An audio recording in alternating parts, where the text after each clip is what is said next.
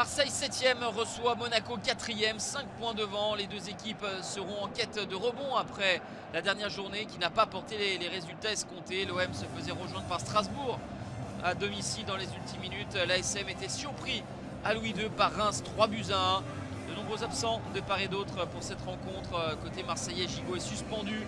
Harit, Ounahi, Ndiaye, Gay, Bemba sont à la canne. Côté monégasque, pas de Singo, Diatta, Camara ainsi que Minamino.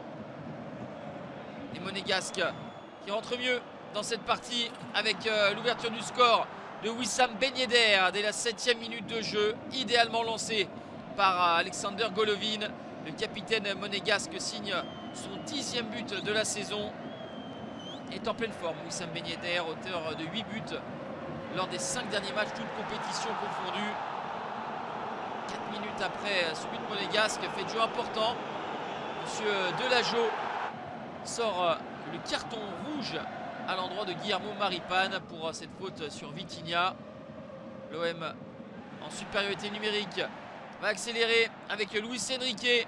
La frappe de Vitinha et ensuite la réussite pour les Marseillais. Pierre-Emerick Aubameyang qui parvient à tromper Philippe Keun. 6e but de la saison pour le Gabonais. Ça fait un but partout à la 38e. Les arrêts de jeu de la première mi-temps. Désormais ballon perdu par Pierre-Emerick Aubameyang et la contre-attaque amorcée par les Monégasques avec Ben Yedder qui va fixer jusqu'au dernier moment et décaler Magnès Akliouche qui ajuste Paul Lopez. Ça fait 2-1 pour l'AS Monaco.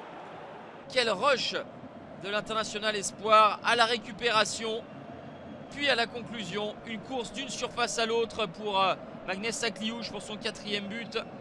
Il avait signé un doublé à l'aller lors du succès 3-2 face aux Marseillais à Louis II. 2-1 pour Monaco à la mi-temps. Les hommes d'Adi Hutter vont devoir tenir encore une mi-temps en infériorité numérique. Et dès la 50e minute, l'OM va recoller une nouvelle fois grâce à Leonardo Balerdi. Beaucoup d'engagement, de détermination pour le défenseur argentin qui marque son 2e but de la saison. Les débats se tendent, l'ambiance est électrique avec M. Delageau qui sort un carton jaune à l'endroit de Zakaria qui contestait une décision et une grosse faute d'Emran Soglo qui aurait pu mériter le carton rouge. Le problème c'est que quelques minutes plus tard c'est lui-même Denis Zakaria qui va écoper d'un 2e jaune synonyme de rouge à la 86e minute et Monaco va devoir terminer la partie à 9 contre 11.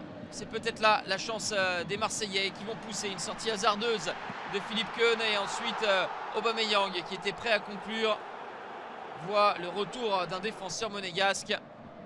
La dernière cartouche des Marseillais, elle est ici avec l'accélération de Jordan Verretou, le centre très fort de Verretou et l'incroyable raté de Vitinha qui avait la balle de but, la balle de match, la balle du 3-2. On va finalement rester là de partout. Score final, Marseille mené 2 fois, a réussi à revenir à 2 reprises pour conserver son invincibilité à domicile et pourra regretter de ne pas avoir su profiter pleinement de sa supériorité numérique. L'OM est 7e à 1 point de l'Europe. Monaco est au pied du podium.